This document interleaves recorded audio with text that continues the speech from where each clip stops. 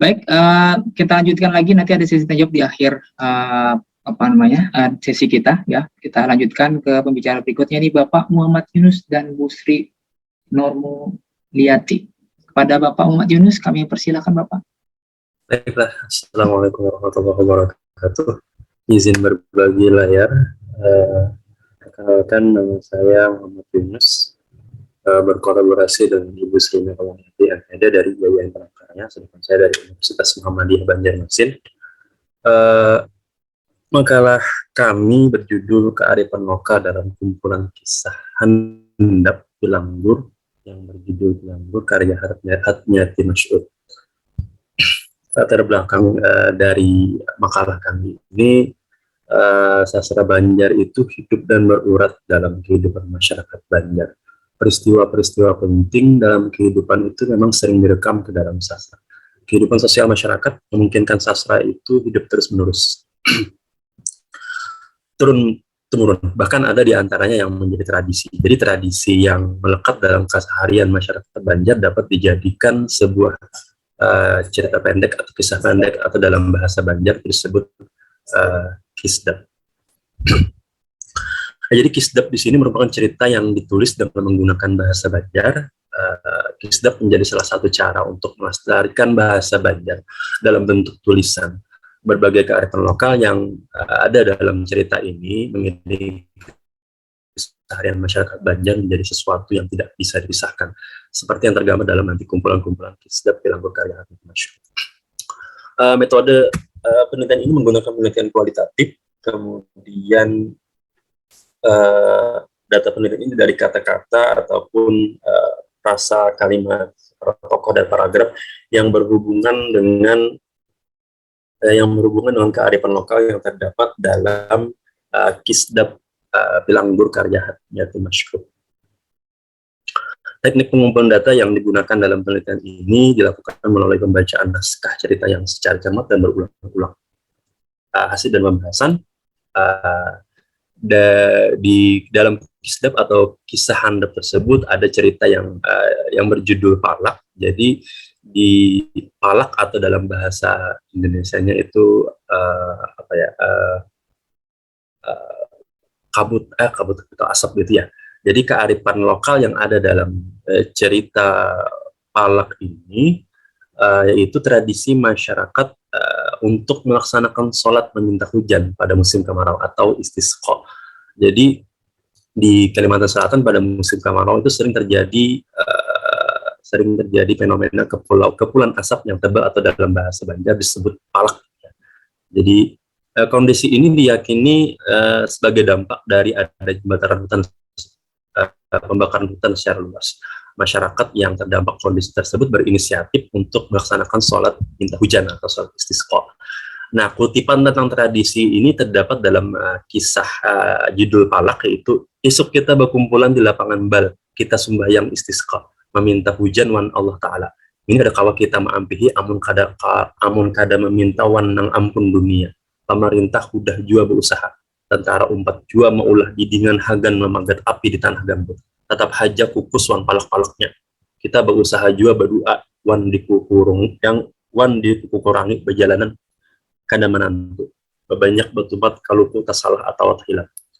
Guru ihin selajar bapak padah. Jadi Masyud halaman 17. Kemudian di kisdap yang berjudul Jujuran terdapat kearifan lokal yang berwujud tradisi dalam proses pernikahan masyarakat Banjar. Di sini tradisi ini kan sebelum dilaksanakan acara pernikahan di tradisi Banjar ada tahapan proses lain yang dilakukan, yaitu tadi berdatang. Nah, dalam berdatang ini di mana keluarga calon mempelai laki-laki itu mendatangi rumah keluarga mempelai perempuan. Kedatangan keluarga ini bermaksud untuk meminta pada keluarga calon mempelai perempuan agar bersedia menjadi menantu bagi keluarga perempuan itu. Nah, biasanya pada proses ini biasanya akan disepakati tentang besaran uang jujuran istilahnya. Nah, kutipan yang ada dalam cerita Jujuran ini, misalnya di sini ada nang kaya orang banyak juai sesuai awan adat di Banua kita. Juak imuh ini pina sambil terkurutin hak menyahuti pemulaan kami minta piduduk. Imbah itu kupala kuda, artinya wadai 41 macam, batalian serba sabuting, saluk, baju, tapi wan banyaknya lagi, mengartiai kalau lah buan pian. Kawan juga pengalaman buan, saisi kamar, nang habisan duit salawi juta gasan manggani aruh, ujar julak imuh sambil batuk-batuk kepanjangan pandir kadenya minum. Nah ini. Kemudian di kisdap ataupun kisah handap yang berjudul Tambun, ada kearifan lokal berwujud petuah atau pesan yang berhubungan dengan menjaga alam. Jadi di kerusakan alam yang berupa limbah hasil batu bara mencemari air sungai. Kondisi air sungai yang menjadi kotor dan tidak jernih lagi ini mengganggu ketenangan hidup ekosistem. Ya. Jadi ada kehidupan makhluk halus yang di sungai. Makhluk halus marah atas kerusakan yang diakibatkan oleh manusia. Kemarahan tersebut dilampiaskan dengan meminta tumbal kepada masyarakat. Kejadian ini menimpa Imah ya di dalam cerita itu, meninggal karena sempat disembunyikan oleh makhluk halus. Kutipannya, Banyu mengidam kami minta palas, orang kampung kada apikan. Banyu jadi gati, matan hulu bilang kada sakit adigatnya. Banyu alahan padatih. Itu nah buangan batu bara. Bubuhan siapa nang ampun gaya mun kada buhan jua. Buak matian, kumpai pinggir banyu layuan, bilang kada sakira pelicinya buhan itu. Kemana lagi kami diam, awas buhan. Nah, kemudian di kisdap yang berjudul Kapidaraan, terdapat kearifan lokal yang berupa kebiasaan masyarakat Banjar itu menggunakan tanaman taras dingin untuk mengobati panas pada anak kecil. Kutipannya yaitu pada ini, Idang membuang bekas banyu kumprisan malam tadi, memutik taras dingin di palang padu, belalu dikacaknya di mangkuk bacaur banyu lada. Kemudian kakanak tuh manis dahai jadi orang tuh ketujuh kalau kue dirawa orang nang budi dinyatakan hari saja tuh nak ada sahibar kakanakan haja orang tuh hagin pamali kujuk-kujuk di luar kada karuan uang bang kurang bang dilanggar cagaran sembahyang maghrib seorang makamal mahalim bayang di jalan. Nah ini kearifan lokal yang berupa kebiasaan masyarakat Banjar ini yang menggunakan tanaman taras dingin untuk mengobati panas pada anak kecil.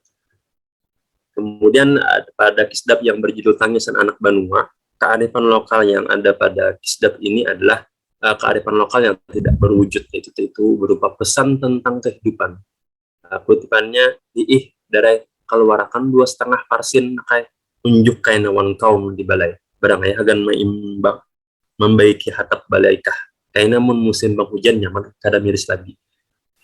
Mengingat nah yang Pak Yunus 2 menit lagi. 2 menit lagi. Oh ya. Pada kisdap ini, Tangisan Anak Banua ini terdapat kearifan lokal yaitu yang tidak berwujud, itu tentang pesan kehidupan, pesan untuk mengeluarkan 2,5% dari harta yang dimiliki, zakat. Kemudian di Tulak Bala, di kisdap Tulak Bala ada kearifan lokal berupa tradisi masyarakat Banjar ketika menghadapi peristiwa kebakaran. Itu maarak kitab. Nah, kadang dulu amun ini ada kutipan, amun maarak kitab ini kada sembarang orang. Kitab Bukhari banyak aja orang berisi, tagan nang buji-bujian membaca kitab Bukhari aja nang boleh menjunjung kitab itu. Nah ini kitab ini dipercaya untuk mengatasi kebakaran. Kemudian di Pilanggur, kisdap Pilanggur, kearifan lokal yang ada pada ini ada yaitu masyarakat Banjar dalam mandi sebagai usaha untuk membersihkan diri bagi seorang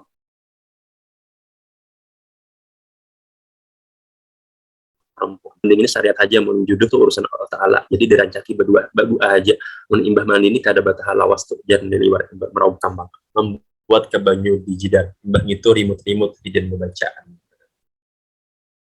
Nah, jadi simpulannya berdasarkan analisis pada dalam penelitian ini, kearifan lokal yang terdapat dalam kumpulan kisdap Pilanggur karya Hatnati Masyuk ini meliputi kepercayaan, pesan, dan tradisi kebiasaan yang dilakukan masyarakat Banjar. Tradisi kebiasaan dan pesan tersebut meliputi tadi meminta hujan dengan sembahyang sholat istisqa, kemudian tradisi jujuran dalam proses pernikahan masyarakat Banjar, pesan tentang menjaga alam dan kehidupan, kebiasaan masyarakat Banjar menggunakan tanaman panas dingin ya, untuk mengobati panas pada anak kecil yang tadi karena alat misalnya tadi karena keluar pas maghrib gitu. Kemudian tradisi mencegah bencana kebanjiran dengan mengarak kitab Bukhari, hadis Sahih Bukhari ya, dan tradisi mandi bagi perempuan agar terbebas dari kilang bur. Terima kasih, itu tadi presentasi dari kami, saya dan Ibu Sri Nurmulyati. Sekian, mohon maaf kalau ada salah kata. Wassalamualaikum warahmatullahi wabarakatuh. Waalaikumsalam warahmatullahi wabarakatuh. Terima kasih Bapak Muhammad Yunus dan juga Bu Sri Nurmulyati ya.